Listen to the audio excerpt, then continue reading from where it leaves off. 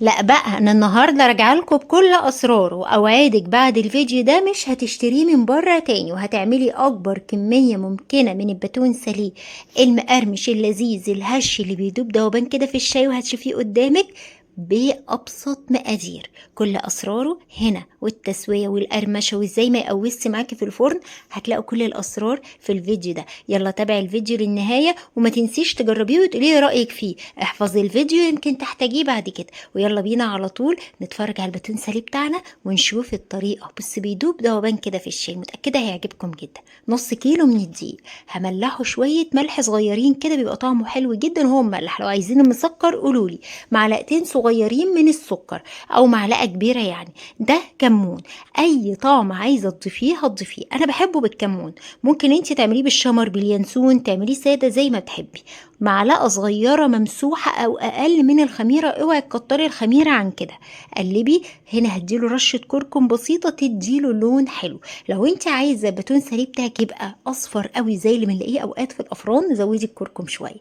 نص كوباية الا معلقة او معلقتين من الزيت، وهكمل المعلقتين دول سمنة.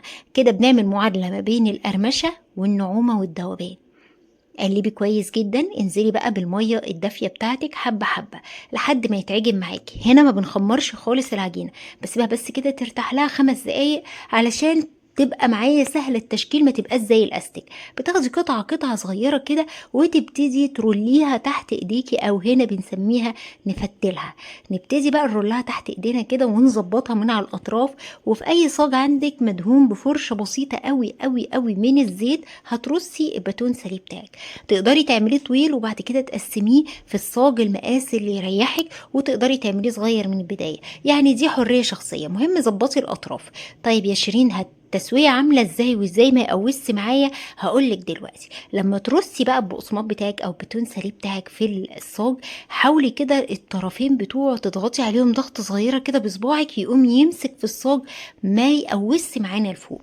كمان الفرن مشغلاه بقاله شويه، بقاله يعني ربع ساعة قبل التسوية. أنا بوريكي هنا الكمية مجرد الصاجات ما بتخلص بدخل الفرن، يعني بتسيبيها بس مسافة ما بتخلصي الكمية، يعني بتسيبوش يخمر. وعلى الأطراف هنا أنا ظبطته، يعني ضغطت عليه زي ما بقولك، فبيقوم إيه ما يقوس ويطلع لفوق معايا، ودي مشكلة ناس كتير. طيب درجة الحرارة على 200.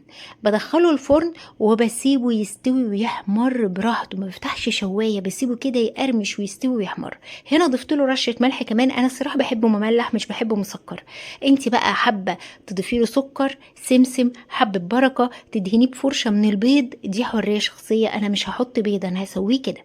دخلته الفرن واستوى، وخرجت معايا اول كميات بالشكل ده ما شاء الله. رمى معايا كميه حلوه قوي قوي قوي من باتون سالين، نص كيلو دي اداني يمكن فوق كيلو ونص. يعني شوفي انت بتجيبيه بكام من بره واحسبي كده، وهتلاقي نفسك وفرتي كتير.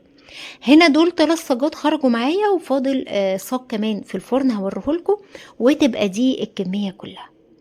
جبنه ماشي، شاي بلبن حلو، كل الاكل والله لو حطيتيه بمربى تقولي بالملح كده اقولك والله هيعمل معادله حلوه جدا. بيبقى تحفه وطعمه حلو وناعم ومقرمش. انا مش عارفه اوصف لك جماله، لازم انت تجربيه بنفسك. ادي الصاج اللي فاضل في الفرن ما شاء الله لا حول ولا قوه الا بالله. البتنسلي بتاعنا اهو، تحفه تحفه تحفه. متاكده هيعجبكم جدا. تعالي بقى كده اتفرجي على القرمشه والجمال، وطبعا قلنا الطول ده زي ما بتحبي. شايفين بقى كمان اللون مظبوط من جوه زي بره، مش من جوه ابيض ومعجن. حلو جدا. طبعا تقدري ترفعيه عن كده او تتخنيه عن كده اللي يريحك. صوابع دهب كده مرصوصه في قلب الصاج، تحفه. طريقة التسوية وطريقة العجين وكل حاجة بفضل الله هتعجبكم جدا لما تجربوه. عملت بقى كوباية شاي بلبن، ما انا مش هقوم اعمل بقى شوية الباتون ساليه دول ومش هفطر، لا.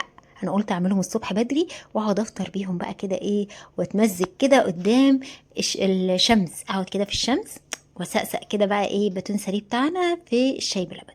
حاجة تحفة ورائعة حلوة جدا. والله لو جربتيه في البيت انسي بتاع الافران والمخابز ده تماما، هتلاقي ده احلى بكتير، تحسيه كده متكلف لو انه اقتصادي. تحفة تحفة تحفة، وما كلفناش حاجة مقارنة بأسعار بره اللي ملهاش طعم. جربوها وإن شاء الله هتعجبكم جدا. طبعا هستنى كالعادة آرائكم تحت الوصفة وتطبيقاتكم الجميلة، الناس الجميلة اللي بتبعت لي صور التطبيقات على الرسائل. هستنى تطبيقاتكم، بحبكم جدا واشوفكم على خير فيديو جديد. سلام.